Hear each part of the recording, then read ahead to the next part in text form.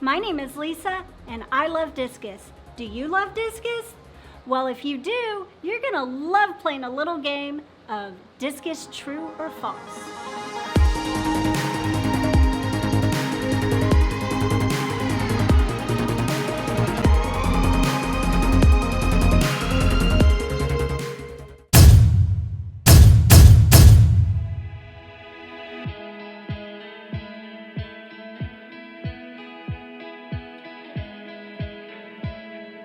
Discus require a pH of 6.0. This was true back in the day, but in 2021, unless you're buying wild-caught discus, this is absolutely false. Discus originate in the Amazon River with very soft water. And what happens is newer discus keepers do their research and see that and start going to great lengths to make sure they get their pH as low as possible. The thing is, this can actually do more harm than good. Yes, the Amazon's water is very soft with a lower pH, but unless you're buying your discus wild caught, then you're going to be getting your discus from water that is totally different. 99% of the fish you'll find for sale in the hobby are going to be farm raised, which means they're used to the water from the farm, not the Amazon. My personal favorite discus come from Germany, where they're raised in much harder water and a pH around 7.6. But there's also tons of Asian farms that are breeding discus in water that's a little softer with the pH closer to neutral. Basically what this means for newer discus keepers is that you want to do the research on where the fish are coming from, not so much where they originate.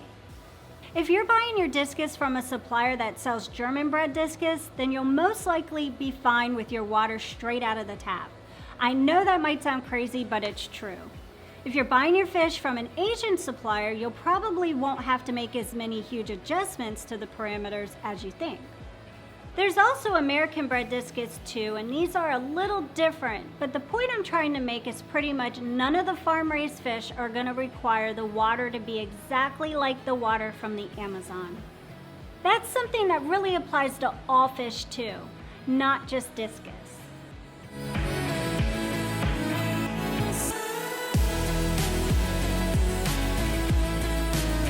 Discus are reserved for only the advanced fish keepers.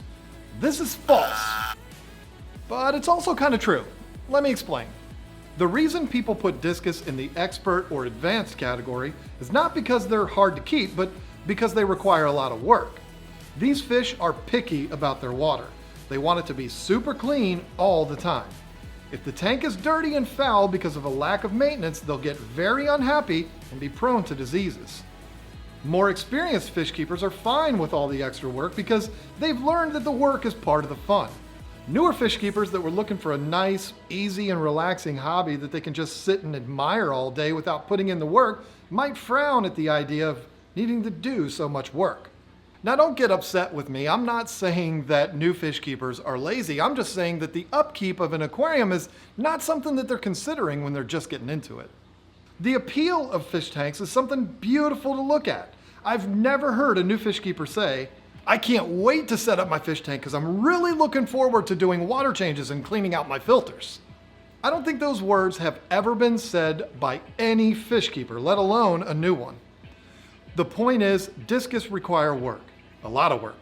If you want to set up one tank in your living room and you don't mind putting in the work to keep their water clean, go for it. But if you want to set up 12 tanks in your basement and fill them with discus, you just need to know it's going to practically be a full-time job taking care of them. But if you know going into it that discus are going to be a lot of work and you don't mind getting your hands wet now and then, this is going to be one of the most amazing fish you have ever kept.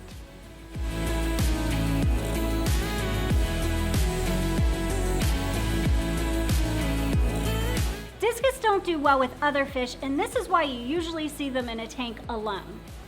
This is false. Yes, discus do seem to school around together and hang out like one big happy family, but that doesn't mean they don't do well with other fish. In fact, discus do really well with other fish. We've kept discus with tons of different tank mates like cardinal and neon tetras, rummy nose tetras, harlequin rasboras, and even bigger fish. We've never done this before, but there are tons of people out there that have arowanas, with Discus. Now you want to talk about making a statement? Wow. But for me, I'd rather keep the Discus as the main focal point fish, and anything else I put in there with them will be smaller.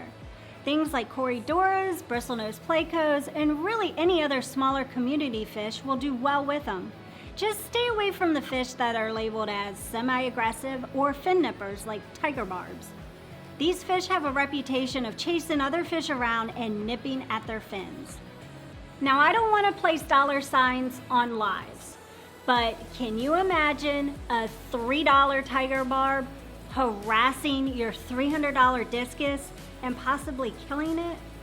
Now, with all that said, there's nothing wrong with having nothing but a large school of Discus in your tank. This is one of the most beautiful fish in the hobby, and that's not just me talking. That's pretty much unanimous. I've always kept smaller tank mates with my Discus, but there's nothing wrong with keeping them alone in all their beautiful glory.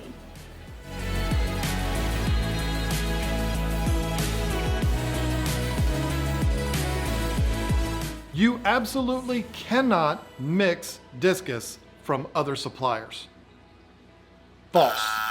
Remember when Lisa talked earlier about some Discus coming from Germany, some from Asia, and some from the US? Well, there's a long-standing debate about whether or not you can mix these fish from the different countries.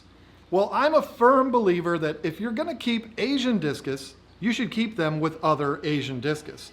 And the same for the US fish and Germans. This doesn't mean you can't mix them. I just personally feel more comfortable doing it that way. Now, with that being said, John, why did you say that this is false? Well, what I'm talking about is some people will say you need to get all of your Discus from the same place. Like your mom and pop store got in some Discus and you pick up 4 of them, and if you ever want to add more, you must buy them from the exact same place. This simply isn't true. Now, this next statement is going to be a bit controversial, but these days, what's not controversial? Most likely, if you're buying Discus from a local mom and pop store, they're going to be Asian bred Discus. The reason for this is there's tons of farms breeding all kinds of Discus in Asia. They're churning them out like weeds with all different colors and patterns. With there being such a huge supply, they're able to sell them cheaper than fish from other places. We all know that if a retailer can get a good product that's a little cheaper, they're going to choose that option 100% of the time. This isn't a bad thing though. I'm not one of those people that spits on Asian Discus. I mean, do I prefer the German bred Discus? Yeah, but there's absolutely nothing wrong with the Asians. So my personal opinion is, if you're buying your Discus from a few different stores, you're probably getting fish that originate from the same place.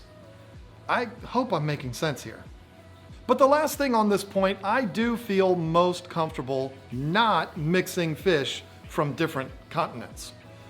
If you decide you want to keep Germans, I think you're making the right choice.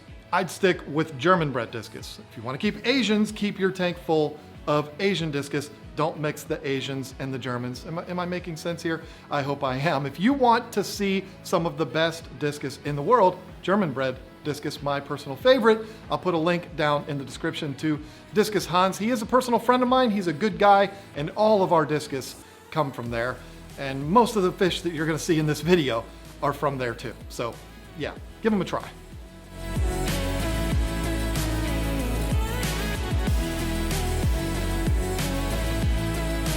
Discus like their water really warm, like 84 to 86. And that sounds really hot, but it's true. In my opinion, this is one of the most critical parameters you need to pay attention to when keeping Discus. When you keep them at these warmer temperatures, they're going to be much more comfortable. Their metabolism will be working full speed and they'll be able to fight off diseases much easier. A lot of new Discus keepers will stress out about the pH and the hardness of their water and overlook the most critical thing, and that's the temperature. The truth is, if these fish are warm and cozy, they'll have a much easier time adapting to water parameters. If you're trying to reach a pH of 7, but you can't seem to get it below 7.2, don't freak out, because I can assure you if their water is warmer, they'll adapt to it just fine. They'll be much more active and the most beautiful fish you've ever seen if they're warm and cozy. And they may even breed for you. Who doesn't want baby discus?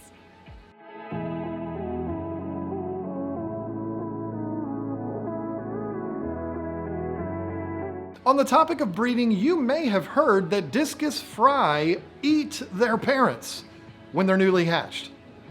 Believe it or not, this is true. But don't freak out, it's not as bad as you think. Discus are vertical egg layers, which means they're gonna lay their eggs on a vertical surface like the glass, a leaf, the intake tube for your filter, or a fancy breeding comb.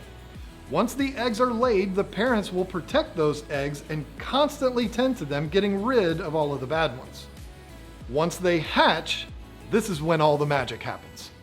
When the fry are super young, they will constantly swarm around the parents and pick at their slime coat. The slime coat of the parents is where they get all the nutrients they need to begin their life. So it's true, they're literally eating their parents. But it's okay. This is completely natural and it's not gonna kill the parents. Now I don't know this as fact, but I'm just using the little bit of brain I have to assume that the parents instinctively prepare for this, just like female mammals begin producing milk when babies are born. This helps them to be ready when the fry are born so they can supply them with what they need. Again, I'm not a scientist, I'm just guessing at this because it's pretty rare that you'll see a discus killed by this process. Yes, their slime coat will be damaged and they'll need to recover, but it doesn't usually take long, which is why I believe the parents produce more slime coat to compensate for this. I could be totally wrong here, and it certainly wouldn't be the first time, but let's face it, if I am wrong, it's not gonna hurt any fish. This is something that is going to happen naturally, whether I know what I'm talking about or not.